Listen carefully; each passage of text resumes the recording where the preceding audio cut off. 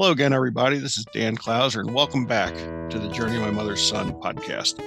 I'm joined with Pam Sherman. Pam is a fitness coach who really stresses on pushing strong women over 50. So, Pam, thanks for joining me today. I am excited to talk to you. Thank you, Dan. Absolutely. I'm looking forward to the conversation. So, before we get started, though, just introduce yourself to the listeners. Who is Pam today? I am today, just turned 56 last week. I am the mom of two adult children, and I never would have thought this, but when your kids are bigger, you have bigger problems. So my son is looking for a full-time job. That's a little bit stressful. My daughter's living at home because she wants to go to medical school, so she's taking some classes right now. So I was an empty nester, and now I'm a half nester. And I love helping women on their health and wellness journey. I've been doing it for 26 years and really I was born with motivation dripping out of my pores. So I want to inspire others because our society is not set up to be healthy. It's set up for us to be overweight and not moving and comfortable. And I want women, I work with some men, but mostly women, to know what they do today affects how they feel in 10 years, 20 years, even 30 years down the line. And that it's not just about getting skinny for summer. It's how do you want to feel when you're 80? Let's think about that and put things into action now so you'll feel great later on. Yeah, and I love that. And I think, you know, what you said there about, we really live in a society that, um, it seems like we've got a pill for every problem out there, as opposed to really talking about how to avoid that and, just eat healthier and exercise more and be healthier and that sort of stuff. So, what was there any one aha moment for you throughout your life that um, made you decide, hey, I want to be in better shape. I want to be fit. Um, what was it that set you on this journey? Well, I've always been into fitness. My dad was a runner before it was cool. He ran in college and then was a recreational jogger. So I started running in the 70s when there was one style of running shoe out there. And I was lucky enough to fall into group exercise and personal training. Actually, while I was pregnant with my son, and it was a job that I loved so much when my kids were growing up. I was part-time helping other women, and most of the time mom, which was great. But the thing that made the biggest difference for me, Dan, is I've always been a runner. It's been my more for my mental health than anything else. And I started strength training on the regular in 2014. And in 2016 now, 17, it's been so long, I can't remember. I was out for a run and I got hit by a car. And because I was in such excellent shape, I did not break any bones. I lost a bunch of teeth because I face planted into the windshield, but my health literally saved my life. And I came out of that going, I have to turn around my focus from weight loss. I still want to help women lose weight. However, I want them to take care of themselves. So, God forbid something happens, they're in great shape and they can take the next step and not be sidelined by injuries or whatever it is. Is after that, my tagline was your health is your wealth. Because had I not been in such great shape, my life would be far different than it is now. And so it's more that's what led me down the path to let's think about what you're doing now to take care of yourself for your long-term health and wellness. Yeah, we all want to feel great in our clothes, but how do you want to feel when you're 80? Can you get up off the ground? Can you grocery shop for yourself? Can you put your groceries away? Can you pick up your grandkids or great grandkids? Everyday things like that. Yeah, and I think that's so important. And I'm not a runner by any stretch of the imagination. I tell people that if they see me running, they should probably run because there's something bad chasing me. But hiking and walking, I absolutely love, and do as much as I can. As a matter of fact, I'm wearing a shirt right now. It says Mammoth March, which is actually a 20-mile hike that I had participated in. It's an event that they go around the country doing these hiking events. Um, so it was a 20-mile hike that I participated in. And, you talk about how you feel in your 80s. I remember back in the summer, and we were back in Pennsylvania with our family. Um, I had, we don't tow a vehicle when we travel, so we just have the RV. So we were, at my sister-in-law's house, and her and my wife had to get somewhere. So I had another appointment I had to get to. So I was like, just drop me off at this certain spot. I'll walk to where I've got to go. And then I'm going to go visit my dad for a little bit. And then I'll actually walk back to the house. And from my dad's house to where my sister-in-law lives, it's about a 6 mile walk. So I got to my dad's house, and we were we're sitting there visiting, and I said to him, I'm like, all right, well, I'm gonna walk back to Cheryl's house when we're done here. And he's like, why do you want to do that? I'll give you a ride down there. You don't have to walk. I'm like, no, I want to walk. He's like, why do you want to walk? And I said, well, because I can. And like that hit him because he just turned 84, and he uses a walker. And and when I said that, and I said, because I can, he was like, well, that makes a lot of sense. I kind of wish I could. And yeah, so that's something I think that can resonate with a lot of people. Is when you talk about growing old and that sort of stuff, it's really like, how can you maintain that quality of life? How can you continue to go out on a hike? And we just helped in Florida with another Mammoth March event. I didn't actually hike in this one, but we helped because I've gotten to did a couple podcasts with the guy that runs the organization, and we were going through, and he kind of hired us for the weekend as staff to help out with the event. And it was really cool seeing some people who were older than me. I mean, I just, I'll turn 54 this year, but there are several people, in their 60s, and if I had to guess, probably a handful in their early 70s that were, out there getting ready to do this 20-mile hike. And I was like, man, I want that to be me. I want to be able to, continue to take those walks and those hikes as I get older. And even, not a human element, but I talk all the time about, our dog just turned 14 years old, and he is in great shape. He's a golden retriever, so 14 is very rare for a dog that size. And when people see him and they're like, oh my God, I can't believe this dog's 14. I'm like, well, we walk every day. Like we literally walk every day. 3 miles, 5 miles. We did 5 miles yesterday.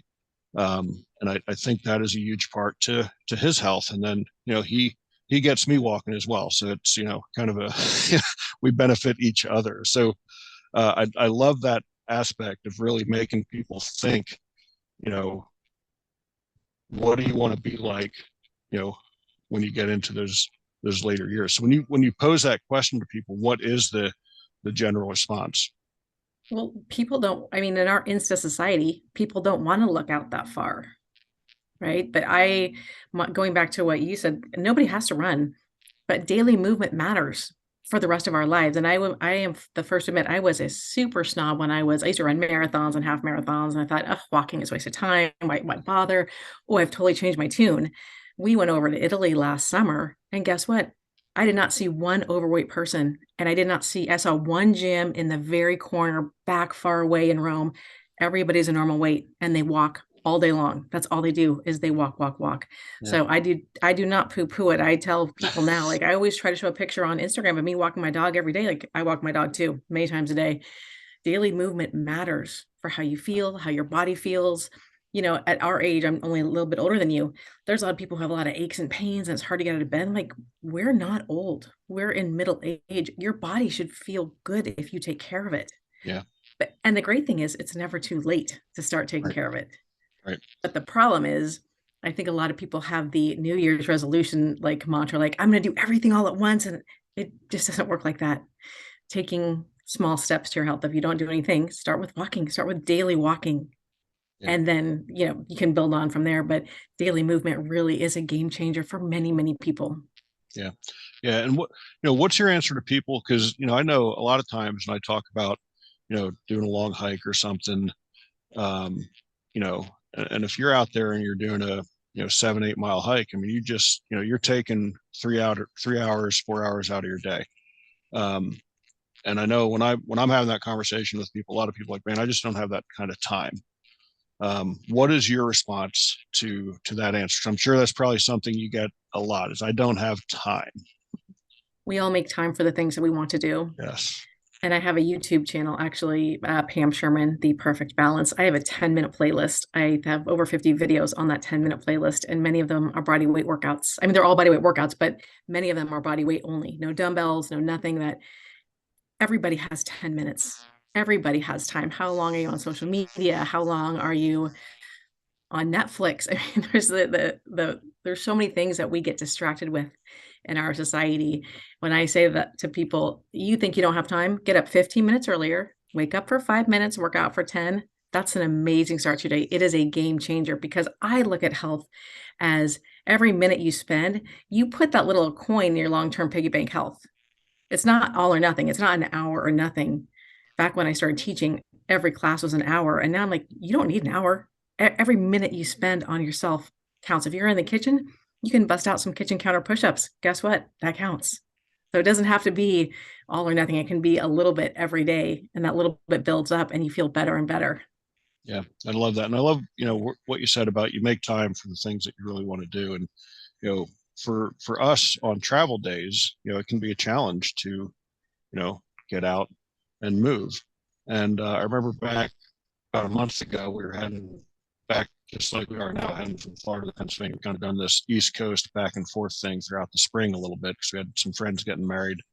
And we drove from just south of Macon, Georgia, up to Roanoke, Virginia, but we still stopped in Columbia, South Carolina, and got a 3 mile walk in. So we drove like 511 miles and walked three, and even the day that we were heading up to Savannah just a couple days ago, it wasn't as long, but, we still get into a rest stop and, walk around, and it might have only been, 3/4 of a mile or something that we, walked the dog around this little trail that was in the rest area. But even that was enough, it was enough to, keep our legs moving, get some blood flowing and that sort of stuff. And I think you just have to make that commitment to, carve out the time to do that. And like you said, I mean, we we waste a lot more time on the phone and on social media than what it takes to just get out, and it doesn't have to be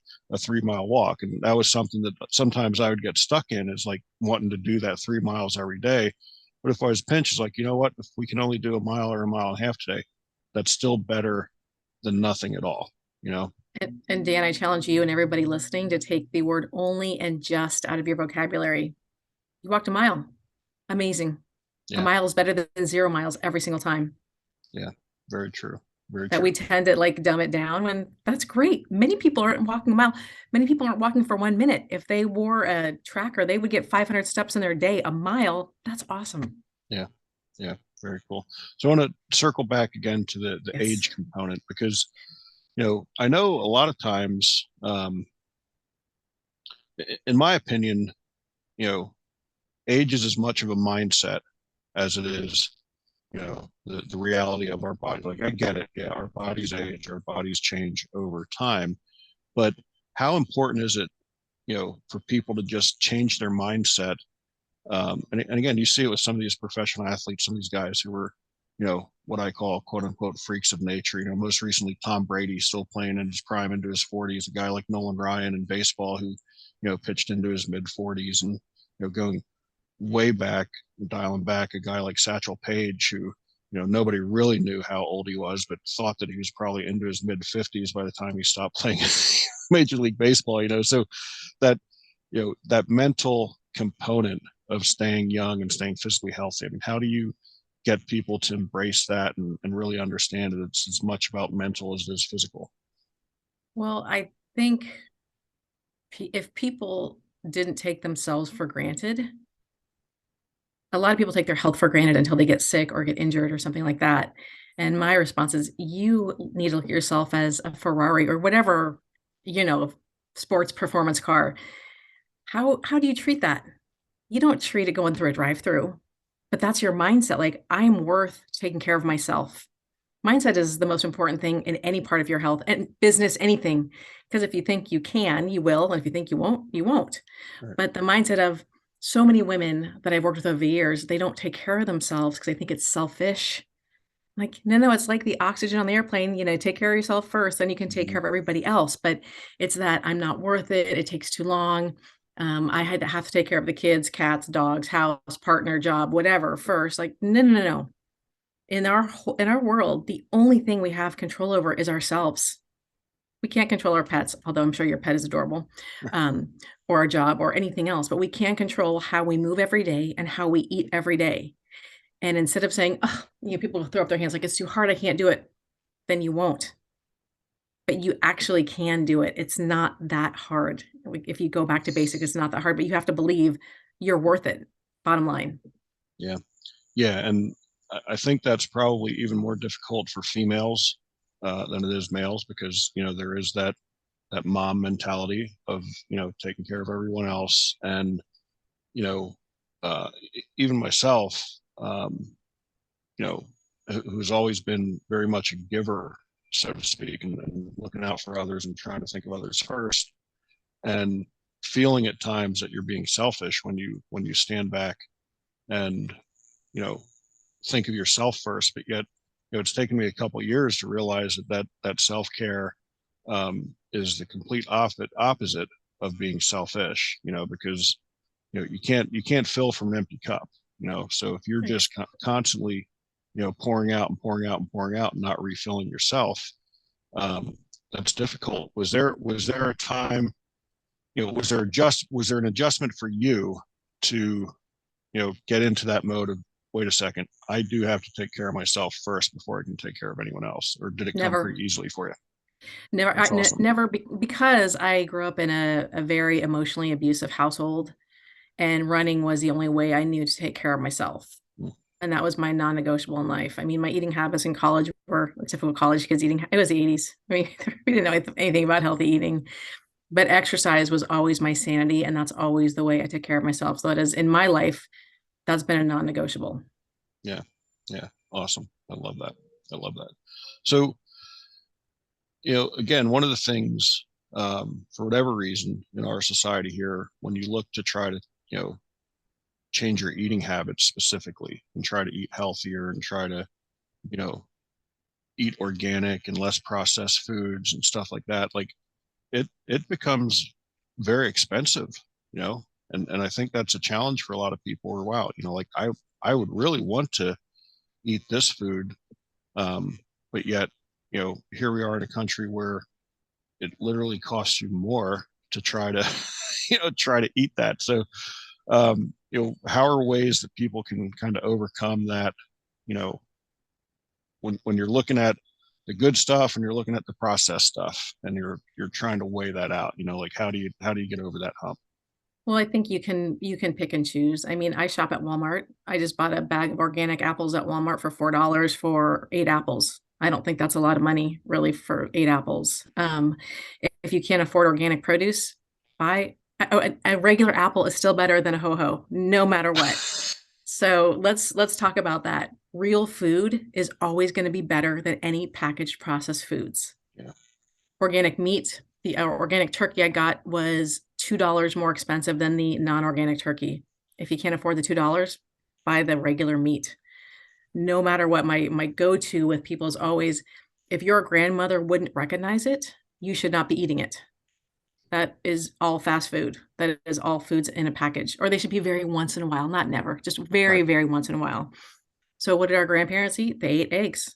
You will never go wrong with single ingredient foods. Anything grown from the ground is going to be better than anything from a package. However, it's much faster to eat packaged processed foods. And I think there's been a disservice to us by our government, who wants us to be not eating for our health, because the pharmaceutical companies make a lot of money giving us the pills and things to, keep us going. But taking care of your health is, in the long run, you can spend a little bit more money now or pay for it later when you're sick. And I don't mean to be like a doomsday person, but that's the reality of it. If you don't take care of yourself now, there's a lot of pills waiting for us, today, tomorrow, 10 years from now. That eating real food for the win. If you can go to Costco, eggs are cheap at Costco, right? Meat is cheap at Costco. They have organic produce there. And if you can't, if there's no Costco by you, still go for the inorganic real food. Less processed foods and more real food. Yeah.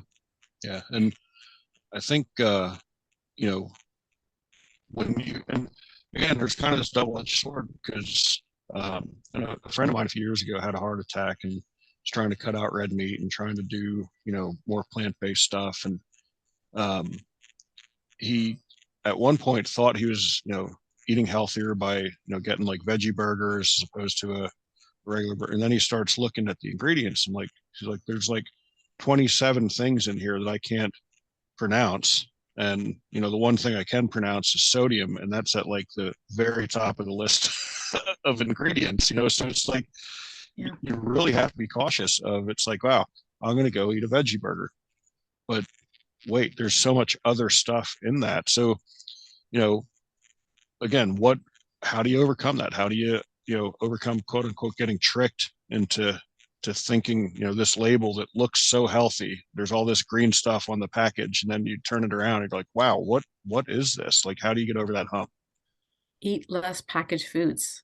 Chicken is a single ingredient food, turkey, single ingredient food, fish, single ingredient food. Those packaged Franken foods are never going to be good for our health, ever, ever, ever. And salt actually is not bad for us.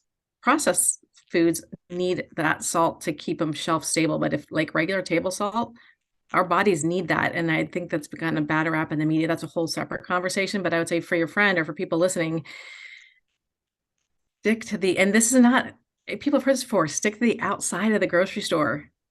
Get your meat, get your eggs, get your whatever dairy or non-dairy stuff you like, get your Greek yogurt, cottage cheese, get your veggies, get your fruit, and have that be most of your diet. When I had a client a couple of years ago that says, Pam, you don't understand, I'm so busy, I have to go to fast food. And I'm like, really?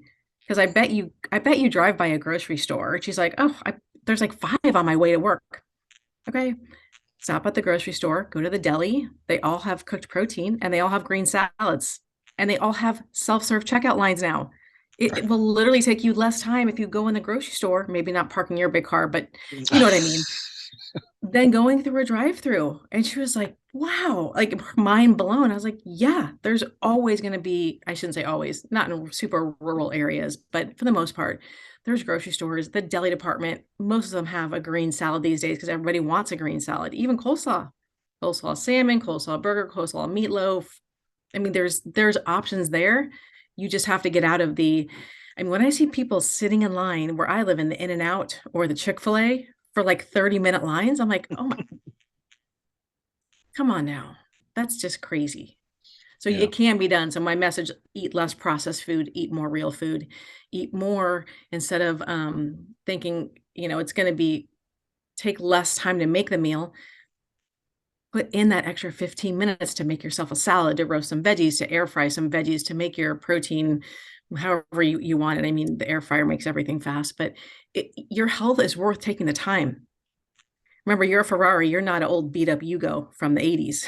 You want to put high quality octane in your engine every day. Yeah. And you can definitely get in and out of a grocery store much quicker than you can a Chick-fil-A drive-through line. Like, I can't believe the lines at Chick-fil-A's. It's crazy and it's everywhere in the country. It doesn't matter where you go in the country. If there's a Chick-fil-A, they're 20 cars deep at the drive-through at lunch or dinner time. I'm thinking, I don't want to wait that long. I'd rather be at home cooking the dinner for 20 minutes and have it done. Yeah. Yeah. So very cool. Pam, we covered a lot of different things. Anything, other points that you want to, bring up to the listeners to, help them get on a healthier path? Yeah, I would say take it slow. When I see women mostly that I work with try to give up wine, give up carbs, do an hour of cardio. Nobody should be doing an hour of cardio except for walking, by the way. All those things at once, they never work. So take your health in stages. Adding one new habit a week and making it stick is a great way to go. And then when that's a habit, then add in the next one. It's not an overnight process. Our health is a marathon. It's a long marathon. It's never a sprint. And we're all going to fall down. Every single one of us. You get back up and you keep going. And it's never too late. It's never too late to work on yourself or your health. Yeah. And, when you talk about that with little baby steps, I mean, like I'm still a big dude, so I've still got work to do. But a few years ago, I stopped drinking soda, and the only thing I drink anymore is water. I'll occasionally have an iced tea, very rare. Um, Pretty much water only, iced tea, very occasionally hot tea here and there. And I dropped like 70 pounds in almost like, a month or a month. Like it was crazy. And when I say I drank soda, like believe me, I drank a lot of soda. Like it was every meal I'm drinking one or two sodas. And like it went, I couldn't believe how quickly it came off. And again, I still got work to do, but like that, there was just one small change that made an incredible difference. And again, you go back to, you look at the ingredients of any soda, man, it's just, it's terrible for you. Well, And I won't be and that's reaching a out to Coke or Pepsi for any podcast sponsorships anytime soon. So, you know, well tell the no, and truth, liquid calories are so easy to put to the side. And when people go to pick your favorite coffee shop, I'm not going to pick on one. I call it cake in a cup because people are drinking cake in a cup. They're drinking like 50 grams of sugar, 500 calories. You have you cut those out, except maybe once a month. Like if you do it once a month is fine, but on the daily, you saved thousands of calories a day, literally by stopping that. And then your body's like, oh, thank you. And drop, drop, drop. That's all it did is drop weight, which is amazing. So those little things that you cut out do make a huge, huge difference. And one thing I see people doing a lot is they base their meals around carbohydrates. Everybody needs to base their meals around. We lose muscle at the age of 40. And we can see it in our grandparents, our parents now, you and I, parents are older. Our protein needs increase as we get older. So instead of the standard American diet, which is cereal for breakfast or toast or pancakes, eggs, egg whites, leftover dinner from last night in the morning, that's fine. But really basing your meals around protein, that's going to keep you more full. That's going to drive your calories down. And it's going to keep your muscles happy. I don't want to be a frail old lady with no muscle tone. I want to keep my muscles strong. I want to, keep on doing what I'm doing now as I age. And turning your focus around from carbs to protein makes a huge difference. yeah, yeah. And, and again, I think when, initially when people hear that, they think of, okay, I got to cut carbs out completely. That's not the case. Again, it's just taking these baby steps of, and again, this is kind of a societal thing where, like, for whatever reason, Americans don't know how to do things incrementally. It's baby steps are not our best attribute, that's for sure. So, you know, I guess that's just the mindset is people need to realize, like, and even like, you know, we're still all going to eat bad stuff occasionally, but it's like, just don't eat it all the time. Like, it's okay to have the candy bar occasionally. It's okay to have the piece of cake occasionally. And, again, how do you get people to get past that mindset that, they think that you want them to stop, eating all the bad stuff, all the, like, how do you get them over that? Well, you have to think of disease prevention, really. And when you and I were growing up in the 70s, they were occasional treats. They weren't on the daily. You had 5 people in your family, you had maybe 10 pieces of birthday cake, including your friends when you were a little kid. Now our society set up for every day. It's if you go to an office, there's always donuts or cookies in the back room. And it is a society where you have to say no more often than yes. If Mm-hmm. you want to feel great, if you want to avoid heart disease, diabetes, cancer loves sugar. There's so much sugar everywhere. So it's not never, it's just on the daily, it should not be part of your regular day. And I do Right. not mean to be the killer of joy by any means, but I want you to feel great when you're 80. If we are lucky enough to get to 80, I want you to be healthy and active and fit. And how you eat determines, and how you exercise, of course, how you feel at that point. And I have many women that are like, oh, but it's near and dear to my heart. And I'm like, your health should be near and dear to your heart, not any particular food. Right. Right. So I'm sorry. No, it's fine. I had a guest on the show a couple months ago who you know, talked about, she went through a real big, weight loss period of her life. And she said, I'm not a proponent of diets because diets don't work. It's a lifestyle change. It's really making a lifestyle change. So I'm assuming you're right there too. Like, trying a diet, that's not a life. It's literally a lifestyle change to make it work. Yeah, I've seen too many people over the years get to the end of their diet and go, I'm done, Yeah. and then gain the weight back because they didn't make it a daily change. And there's no finish line. When we're in the ground, that's a finish line. Like, I hate to Right. say it, but that's really the truth. And that's why I really, even though baby steps are not glamorous or sexy, but they do work long term. So you have to get in the habit of, all right, I need to actually think about what I'm going to eat and not leave it to last minute. When am I going to work out? Put it in your calendar and not just say, oh, I'll work out later, because nobody's going to work out later. You Right. got to actually make time for it. And I tell my clients, you put that in your calendar, that's a non negotiable appointment for you. You're not going to break it because you don't want to do it. Nobody I know has ever worked out and said, oh, I'm so bummed I did that. Like, you're No, always, no. And that's so true. Like even on the days where like, there's been, days where I have not wanted to go out to walk, but, thank God I've got a dog who is like, no, like we're going. And those days are the days that when we're done with that walk, I actually feel the best. Like when I had to kind of fight myself, it's like, man, I don't want to do this, and then I go through this battle where it's like, all right, we're just going to walk a mile. Then we got a mile. You know what? Let's do it. And the, those are the ones that end up turning into a 5 or 6 mile walk when you didn't want to do it in the first place. And it's, again, for me, it's, I can reflect on it, comically, because it's like this internal battle. I don't want to do it. Then you get back, like, oh man, I look at the dog. I'm like, hey, thanks, buddy. I'm glad you were persistent on that one. So, even like you said, I mean, on the days you don't want to do it, like, man, just do it because you're going to feel so much better I mean, to borrow afterwards from for sure. Nike, yeah, just do it. Yeah. Every single time you're gonna feel better every single time, and I've experienced the same thing, Dan. I mean, there's very few times I don't wanna work out, but my husband will kick me out the door and I'll come back, I'm like, "Oh, that's so great. Thank you." Like, Yeah. Yeah. I love it. I love it. Pam, how can yes. people find you on the internet? If they want to reach out to you, find out more about what you do, where can they find you at? My website is theperfectbalance.guru. I'm on TikTok and Instagram at, lowercase Pam_Sherman 1. I love, love, love creating content because I think there's a lot of bad content out there. And there's actually too much content because you think, do you do the keto? Do you do the carnivore? Do you do the vegetarian? Like, and I just try to help people get back to basics for their health and fitness. There's no shiny objects. There's nothing that's going to have you lose 50 pounds tomorrow. And I really just try to give real life advice to help people on their health and wellness journey.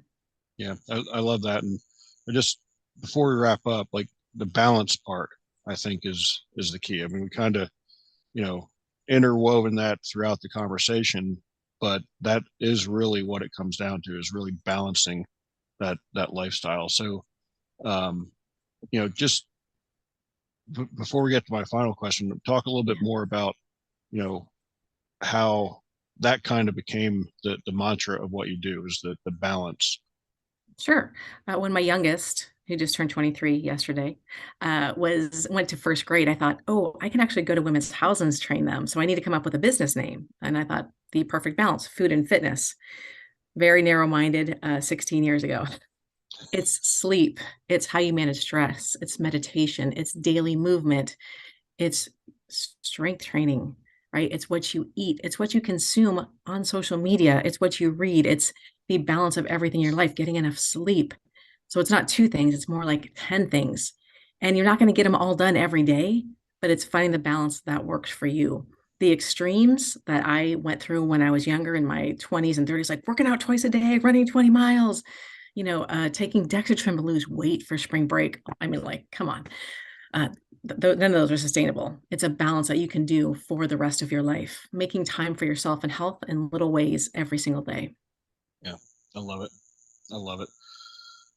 So that brings us to our final question. As you know, the subtitle of the podcast is Many Little People in Many Little Places, which comes from the opening lyrics of Michael Frante's song Gloria, which go, when many little people in many little places do many little things and the whole world changes. So it's one of the little things that Pam does on a daily basis to make the world a little bit better place. Oh, I'm a huge believer in kindness whenever I'm out and about, smiling, talking to strangers, complimenting women on things. I feel like a lot of us, myself included, we spend a lot of time with our heads down, that I want to see people. I want to see them and acknowledge them and smile. And how is your day? So I try to spread kindness really wherever I go. I love that. That's a great answer. Great answer. Pam, I really appreciate you taking the time joining me today. This is a great conversation. I think that the audience is going to get a lot of good content out of this, and hopefully make some lifestyle changes. Hopefully, if they're struggling with that, they'll reach out to you and find out more. So I really appreciate you taking the time. And for folks out there listening, be sure to check out my other podcasts and blogs at journeymymotherson.com or danclouser.com. While you're there, please pick up a copy of one of my books. Pam, once again, I really appreciate you taking the time. It's been so much fun. Thank you so much. You bet.